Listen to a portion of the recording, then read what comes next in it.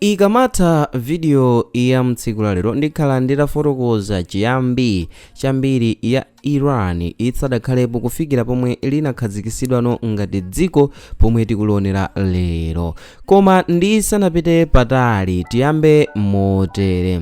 Kwa amene timawerenga bwino Baibulo, Daniel kumene adafotokozera masomphenya amomwe iye adaona zirombo zinayi zimene iye adaonesedwa, kumene adaonesedwa chirombo choyamba chimene chinali chonga mkango, ndipo atatha kuona chirombo chimenecho adaona chirombo china anga nyalugwe, chirombo china anga kambuku, ndipo chirombo chomaliza chimene chidali chosatha kutchulika ngakhale dzina lomwe popeza maonekedwe ake anali oopsa ndithu.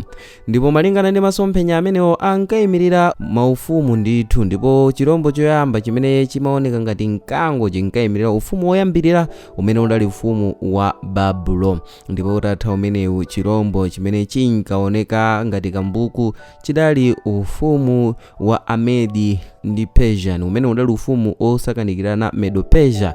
Ndipo pamenepo tikuona chirombo china anga nyalugwe chimene chidali kuyimirira ufumu wa the Greeks kapena kuti Ahelene. So mu video ya mtsiku lero tikhazikike kwambiri kwa wawa the Greeks. Koma choti mudziwe ndichonera kuti maufumuwa amakhalapo kutsatira nkhondo zimene zimachitika, ufumu wina kumenyana ndi ufumu wina, ndipo akawina ayenawo ndi amene amakhala madominant kapena kuti olamulira dziko. So kuchokera pamene ufumu wa Babulo udalandidwa ndi kulowano Amedi ndi Aperezi. So tiyambire pamenepo ndikuti mu nthawi imeneyi mafuko ankakhala kumapiri ndi mzigwa, ndipo ankakhala m'madera monga Elamu kumpoto chakumadzulo. Ndipo anthu a mtundu wa Ayani omwe analowa mdera limeneli adalowa mzaka zimene zapafupifupi mchaka cha 1300 BC. Maoti BC akutanthauza kuti before Christ. Ndipo nkuti mu nthawi kunangokhala maboma ang'ono osakhala ngati dziko limodzi. Pamene panayambira ufumu ndithu ndikuchokera mchaka cha 550 kulekera 550 BC pamene mfumu yotchedwa Cyrus the Great mu ufumu wa Achaemenid amene analamulira mzaka zimenezi, amene anatenga ufumu pogonjesano Mamedzi. Chimene chinachitika choti ufumu wake wa Cyrus the Great unagonjetsa maufumu ang'ono amene anali pansi pa ufumu wa Medo-Persian, andi atagonjetsa anakhazikisana boma limodzi lalikulu limene iye ankakutchula kutino Cyrus the Great. Ndipo iyeyi adamwalira mchaka cha 530 pa nkhondo yolimbana ndi Masageti amene anali anthu ochokera ku Central Asia. Ndipo zitachitika atafa iyeyo, mwana wake Kambasense wachiwiri analowa m'malo mwake, ndipo akulamulira panalowano mikangano ya mpando. Ndipo atachoka ameneyo mfumu yomaliza pansi pa ufumu umenewu anali Darius wachitatu, ndipo iyeyi adalamulira kuchokera mchaka cha 336 BC kulekera mchaka cha 330 BC. adangolamulira zaka 6 zokha. Ndipo iyeyi adalandidwano ndi munthu wodziwika kwambiri amene dzina lake linali Alexander the Great. Alexander the Great sadali kuchokera ku ufumu umenewu, iyeyi adachokera ku Macedonia ku Europe, pamene ena onsewa amalandana mu khola lawo. Zinali zija zoti mfumu ina ikamafoka amangobwera wina ndi kagulu ka anthu ake amulande nzakeyo nkumalamulira. Pamene Alexander the Great adachita chosiyanisa, iye adachita kuchokera ku Macedonia kumene ndi ku Europe ndi kuzalanda maufumu au ku Medzi and Persian kumene kudali gawo limodzi losiyana natu ndi ku Europe. And chifukwa chake chinali chonoti asilikali a Alexander the Great anali amphamvu ndithu. Malo mwake zidapangitsa kuti Persia igawanike mkati, ndipo malo mwake anagonjetsa ma-Persian. Ndipo yemwe ankalamulira amene ndi Darius wachitatu anachita kuphedwa ndi asilikali ake omwe mu nthawi imene angathawa nkhondo, chifukwa chona zoti iwowa adabweretsa mgwedegwede mu ufumuwo, ndipo anapezeka kuti awukirana, komano yemwe ankathandizira anali Alexander the Great. So izi zinachititsa kuti Alexander the Great aone danga lolowera ufumu chifukwa cha mkangano omwe unalipo kale mu ufumuwo, ndipo iye adalowa ndi kupeza mwayi wa mpando olamulira kumeneku. Ndipo pamenepo ufumu wa Persia unatha, ndipo nthawi imeneyi pameneno umayamba ufumu wa the Greeks. So ufumu wa the Greeks udapezekano kuti udalowano magawo angapo, ndipo kuchokera mu chaka cha 247 BC kufika mu chaka cha 224 AD ndi pameneno adalamulira ndithu kwa zaka zochuluka. Andi mu nthawi kunayambikano maufumu monga Asakes I yemwe adayamba kulamulira mu chaka cha 247 BC, ndipo iyeyi anatenga ufumu pogwiritsa ntchito mwayi wakufoka kwa ufumu wa Seleucid amene anali osogolera the Greek rulers amene adalowapo atatha kumwalirano Alexander the Great, chifukwa mu nthawi nkuti Alexander amene ankalamulira ngati msogoleri mmodzi zigawo zonse. Ndipo atamwalira Alexander the Great ufumu wake unagawika panayi, ndipo maufumu adagawika motere: panali ufumu wakumzambwe, ufumu wakumvuma, ufumu wakumpoto komanso ufumu wakumwera. Ndipo mu chaka chimenechi cha 247 BC Asake I ndi ameneno anatenga pakutha pakufoka kwa ufumu umenewu wa Aseleucid umene udali chigawo chimodzi chapansi pa ufumu wa the Greeks atamwalira ameneyi Alexander the Great. Ndipo mfumu yomaliza mu ufumu adali Artabanasi wachinamba 4 yemwe adalamulira kuchoka mu chaka cha 213 kufika mu chaka cha 224 AD.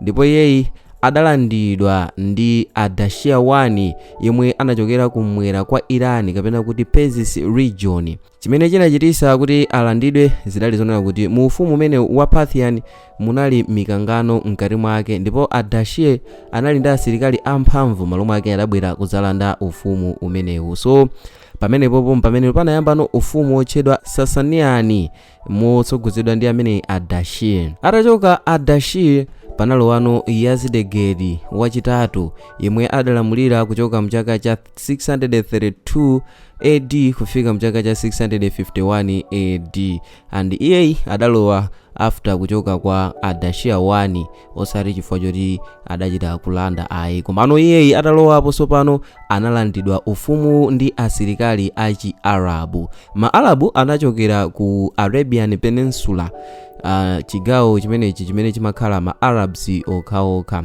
ndipo zimene zinachitisa kuti ma-Arabs alandeno ufumu umene udalipo wa Sasanian chinali chonena kuti asilikali a mu ufumu umenewu anali wofoka, ndipo nkhondo yolimbana ndi Byzantine amene adali ochokera ku Arabu idawakwana, ndipo malo mwake adagwa pa ufumu. Ndipo chinthu china chidali chonena kuti padali mikangano mkati mwa ufumu wawo chifukwa chonena zoti mu nthawi yemwe ankasogolera misonkho inali yambiri pansi pa ulamuliro wake, ndipo chifukwa chonena zoti ma-Arabu anali ogwirizana ndi chikhulupiriro chawo cha Chisilamu anakwanisano kulanda ufumu umenewu. Ndipo Yazidegeri wachitatu anafa mu nthawi imene ankathawa, ndipo anachita kuphedwa mu chaka chimenechi cha 651 AD.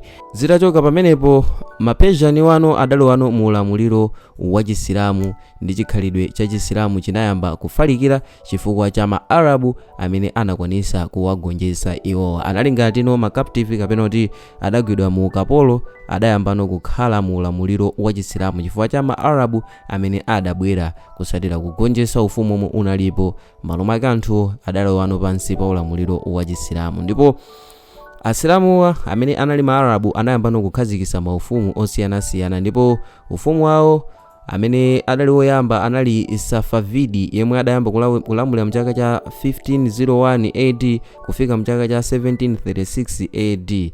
Adali oyambisa kapena ngati olamulira pansi pa ufumu umenewu anali Shah Ismail I kapena kuti Shah Ismail oyamba, yemwe tafotokoza kuti ufumu pakuyamba mchaka cha 1501 iye adayamba kulamulira pamenepo kulekera mchaka cha 1524, ndipo pansi pa ulamuliro wa iye adayambisano gulu la asilikali lotchedwa Kizbashi ndipo pamene pamayamba yano Shia Islamu ngati chipembedzo cha dziko sopano. Ndipo iye anamwalira mchaka cha 1524 mu imfa yachibadwa osati mwa njira yophedwa ayi, kapena kuti imfa yochita kudwala amene aliyense angadwalire ndimene iye adafera osati anachita kuphedwa ndi aliyense. Ndipo atamwalira iyeyi ndi pamene pamalowa mfumu Shah Sultan Hussein yemwe adayamba kulamulira mchaka cha 1694 kufika mchaka cha 1722. Ndipo iyeyi ufumu wake unalandidwa ndi Mahmud Hotaki yemwe anachokera ku Afghanistan. Ndipo izi zinachitika chifukwa utsogoleri wake unalino ofoka and asilikali ake anali osakhazikika, komanso pansi pa ulamuliro wake mavuto azachuma anali ochuluka ndithu. Izi zinachititsa kunena kuti dziko ligawanike ndipo maufumu ena anayamba nokulamulira chifukwa cha kufoka kwa amenewa. So ufumu wa Pahlavi omwe udayamba mchaka cha 1925 kufika mchaka cha 1979 omwe unayambisidwa ndi Reza Shah Pahlavi analamulira kuchoka mchaka cha 1925 kufika mchaka cha 1941 and anatenga mphamvuzi kudzera mu asilikali chifukwa cha nkhondo. And imfa yake ya ameneyi anachita kuchosedwa ndi Britain komanso Soviet and anamwalira ali ku exile mchaka cha 1944 kapena kuti mu nthawi imene anathawa ku dziko lipomwe anthu anali kuchita ziwawa kamba kodana ndi utsogoleri wa iyeyi.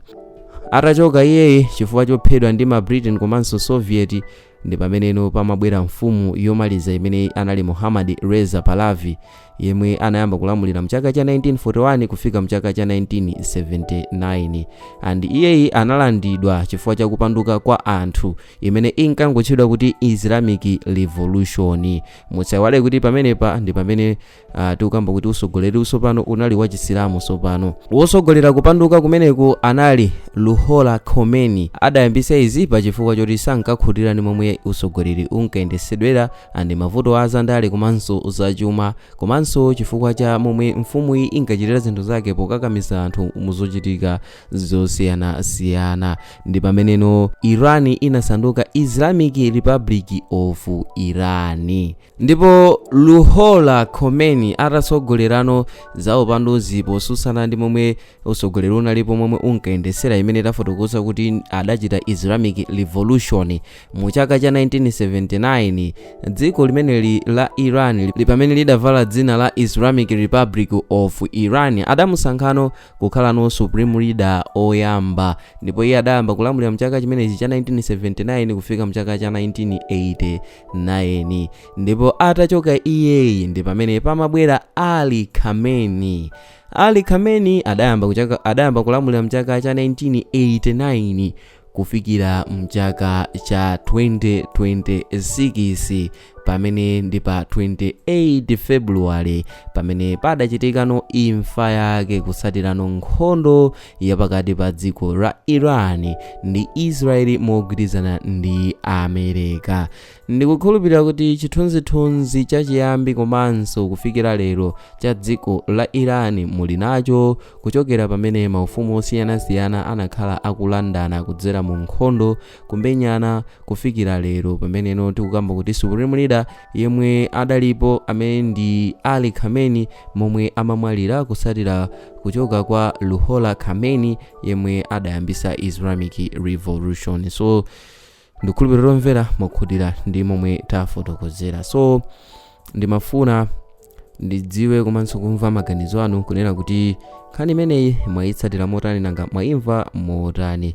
Posachedwa tikhala tikukufotokozerani video ina imene tikubweresereni kusiyana kwa pakati pa supreme leader komanso president chifukwa dziko la Iran limakhala nawo awiri onsewa and pamakhala supreme leader komanso president. So mu video yosatira tikupasireni zimenezo. So through comment section ndidziwe komanso kumva maganizo anu kuchokera mu video imene yani mu video msiku lero mudali ndine wanu nthawi zonse Mike Thompson.